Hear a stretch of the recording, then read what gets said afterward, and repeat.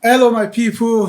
Thank you for joining us once again. This is your channel, Obed TV, and I'm your host, as usual, Bosman. Today, I have a special guest, and I'm actually very excited to have him. We've known ourselves way back. We actually met when we were serving in one northern part of Nigeria, and we've been good friends, since then. So I will quickly introduce him. His name is Dr. Adeolu Ajala. He graduated from the Department of Physiotherapy at the College of Medicine, University of Ibadan, with a bachelor's and master's degree in physiotherapy. He also obtained a doctorate degree in physical therapy from APTA University in Arizona, that's in the United States of America, and certification as an exercise expert. So certified exercise expert for aging adults, that's CEEAA, from the American Physical Therapy Association, APTA. In Nigeria and the United States, Dr. Ajala has worked in various clinical and leadership positions. Currently works as a clinical instructor and senior physical therapist in the New York City. And I've I've summarized the profile. If I have to, go into detail, it's much more than this. So, welcome, Dr. Ajala. Thank you, sir. Yeah, we're glad to have you. Thanks. So today we'll be diving into health and physical wellness, especially for busy professionals. And why are we doing that? A lot of times people give a lot of excuses, about not having time to look after their wellness, they have, and they are good excuses, but the problem is that, while we are trying to live and survive and thrive and provide for the family, a lot of time we neglect our health. And that is not good. Is that right? Yeah, that's not good. Health is wealth, so health is something that we should prioritize. Yeah. If you chase your job or your career at the expense of your health, then you jeopardize your health on the long run, and then that career you won't be able to do it very well at the end of the day. So you should prioritize your health.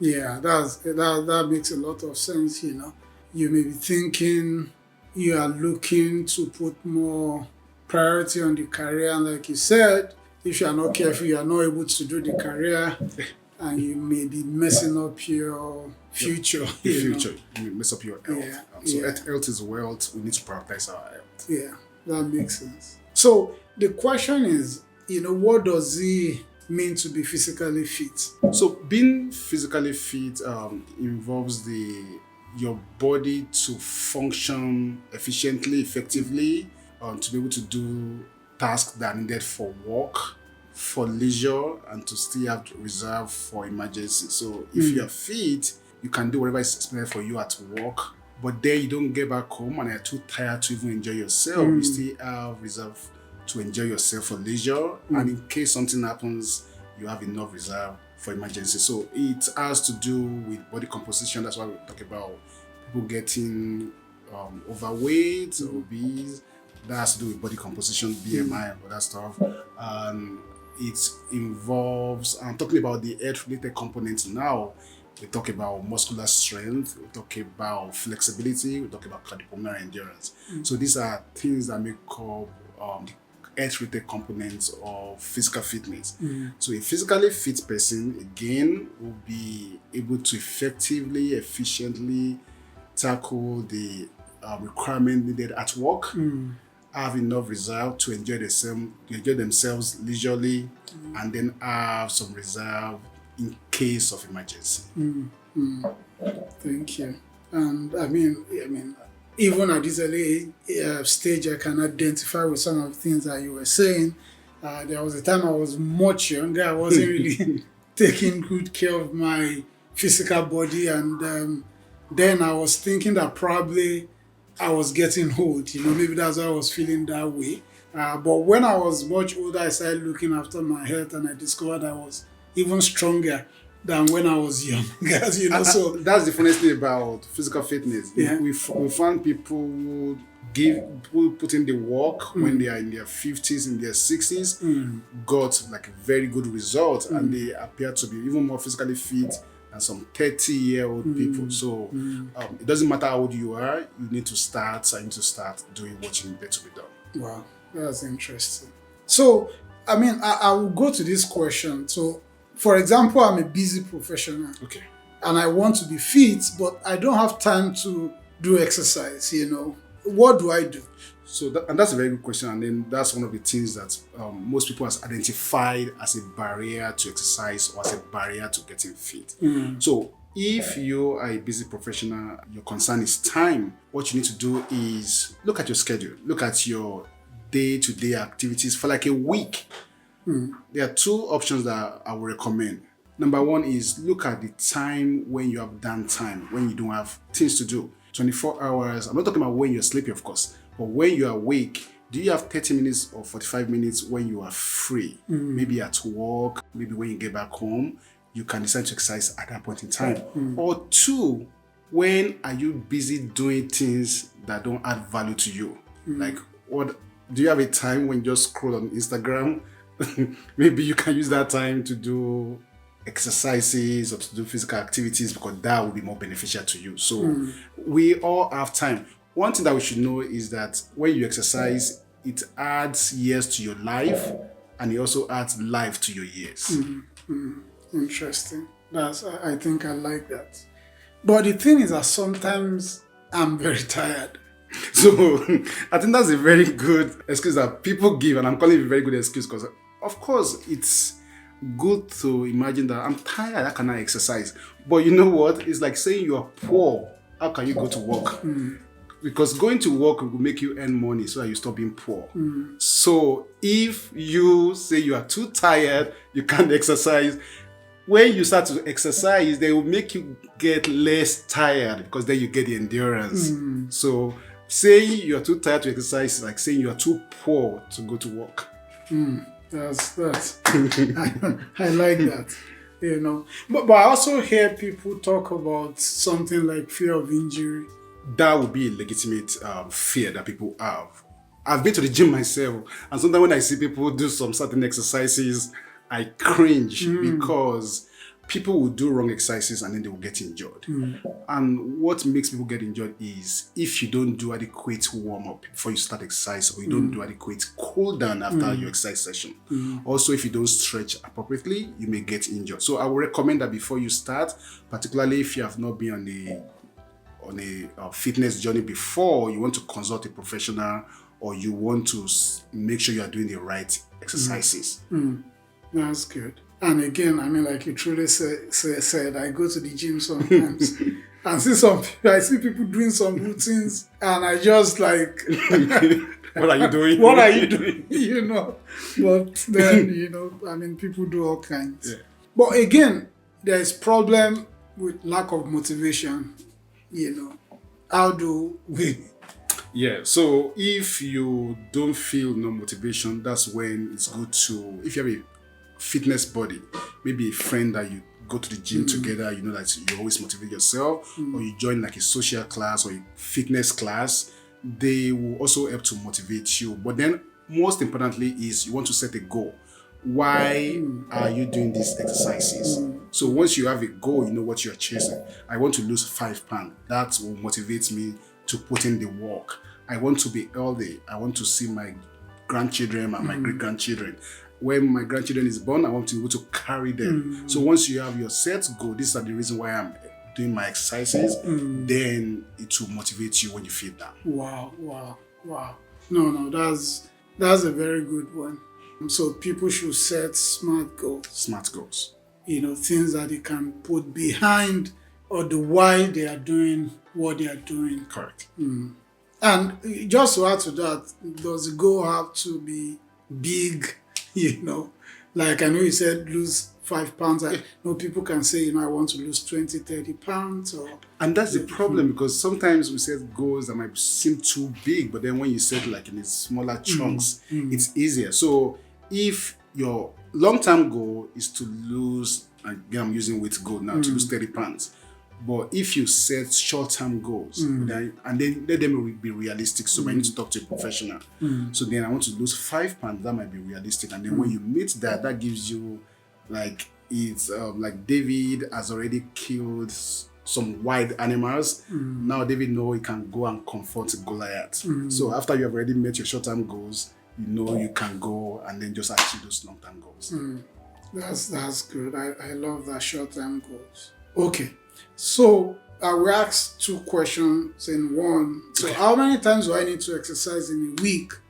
And another part of that question is that what should I focus on? So very good question. I'm going to reference the recommendation put forward by this CDC. So what CDC has said is, if you are an adult like age between 18 and 64, which I believe most of your audience, you want to put in at least 150 minutes of moderate intensity when we talk about aerobic exercise. So moderate intensity will be like doing a brisk walking, or walk in your neighborhood, 150 minutes, in addition to at least 2 times a week when you are doing strength training. Strength training means that you are lifting some weight. But if you are able to do vigorous intensity exercise, which will be like running, jogging, or playing intensive sports that are really intense, like tennis, for instance, then you can do 75 minutes a week. Now, the question is, how many days do I need to exercise? So if you want to do 150 minutes of moderate intensity, you can break it down to 30 minutes in 5 days. And just make sure that on those 5 days, make sure 2 days are spent on doing strength training. Now, what should we focus on? We want to focus on aerobic exercises, which will give you cardiopulmonary endurance. That means you are able to do a task for a long period of time before getting tired. You also want to focus on muscle strengthening. So you're able to lift stuff, you're able to like resist some forces by muscle strengthening. And also make sure you stretch, like you have said, which is joint flexibility. And I will just add that also putting some work on balance training. Balance training. Interesting. So, did you answer the question, what should I focus on? What should you focus on? Focus on strength training, focus on endurance training, focus on flexibility, focus on balance training. I know those are like deep topics that would need another days to expatiate. So, I know I do exercise. So, what do you mean by balance training? So, because as we grow older, one thing that happens to particularly people that are older adults, is that they tend to fall. So you want to make sure that your dynamic standing balance is kept intact. Wow. So balance training will be like doing some yoga poses, like tree poses, do exercises that will challenge your dynamic balance. And if you talk to a professional, they will put you through. We might give you some certain tests to see if your balance is still in good shape. Wow. Yes. But again, if the general things that most people tend to focus on will be the endurance training, cardio, and strength training. But again, make sure that we put in the flexibility work. We do the stretches before we start. Wow.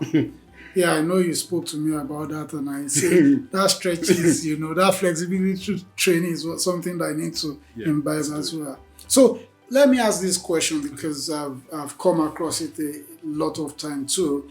What's your take on the use of virtual fitness classes or remote coaching for professionals? See, we have to face reality that we are in the post-pandemic world. Before, most times you have to go to your work physically, but now we do remote work. It's the same instance. Why I will always recommend that you want to go for physical fitness training in the physical location, but then doing it virtually will be a good second option if you can't do the first option. So it's very good. There has been some researches that have been done to see that it's very effective, almost as effective as doing the physical location training. So if you can't go physically, if you can't get a trainer, or if you don't have those opportunities, then virtual fitness training is very good. But make sure you are working with somebody who is certified, or working with somebody who knows what they are doing, so that they don't get you injured. Okay. All right.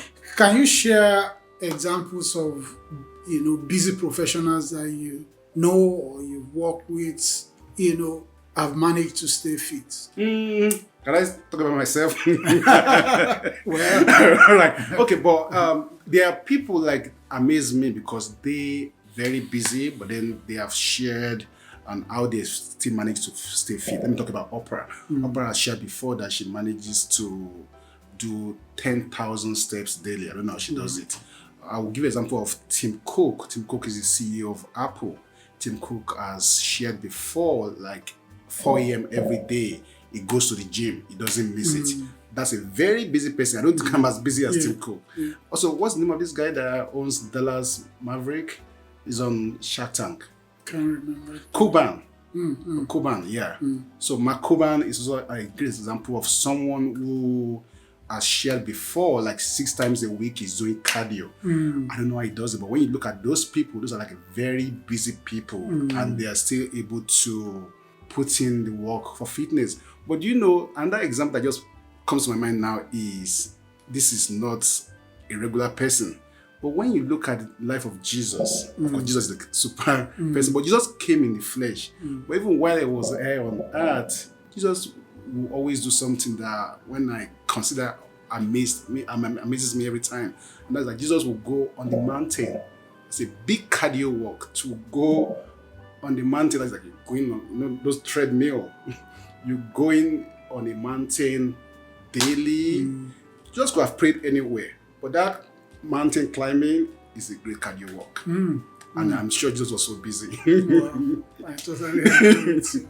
You know, I was reading 50 Cent's book, and he was telling about talking about his routine. That he has a specific time that he goes to the gym early in the morning. He said, you know, there's a way he keeps his body alive. That when he walks into the office in the morning, where people are still trying to, you know, get charged, you know, drinking coffee, he walks in with great energy. You know, and he said there was a day he went to somewhere very late, you know, they got back maybe, I think he goes to gym 5 a.m. or 6 a.m. in the morning. But he said they got back around 3 a.m. and the driver was turning back, and that he knew that the driver would think he would tell him to come maybe 10 a.m. That he turned to the driver and said, you know, come at the normal time. That the driver looked at him like a mad person. But then he wants to get disciplined. He doesn't want any excuse to say that, you know, he wants to maintain his routine. So even though he was going to sleep for a short time, he wanted to be sure that, you know, he get disciplined with, you know. So yeah, I totally agree with, you know, some of the things you said. I know time is not on our side. I feel like we should chat more about this. This is something that I have passion for, and I love what you brought to the table. But with the final question, I will say is that if there's one thing that you want to share with the audience, you know, maybe if there's one thing that they should take away from this, what would that be? And that thing is staying healthy, staying fit is a decision that we need to make. And don't wait until you get everything in place. Don't think, oh, I have to set up this big gym. I have to go. Don't have to go to a gym. Even in your house, you can do some little exercises every day. You can go up and down the stairs. You can find a skipping rope to jump, to do jump rope. There are little things that you can do in your house. Little things count. Little steps count. So don't wait until you make a big game plan. Just do a small steps every day, and it will count. Wow, thank you so much. And I totally agree. So you heard that, don't wait till you are doing big things, big stuff. You know, I have some things I use to check my blood sugar. And I notice that when I take a walk, sometimes it works better than when I'm lifting weights. So don't think exercise is using a lot of machine. Your regular walk, your regular run. Dancing. Exactly, dancing, yeah. Swimming. Thank you. Yeah. There were days I go dancing and I see that thing actually works magic. So, you know, just ensure that you are keeping fit. Keeping fit. Thank you so much, Dr. Ajala. I hope when we reach out to you next time, you will be available for us. My pleasure. This has been an amazing time. Thank you once again for watching us. Until we see you again in another episode, like, share, and follow us. And like we always say, till we see you again, keep doing great things. Thank you. Thank you.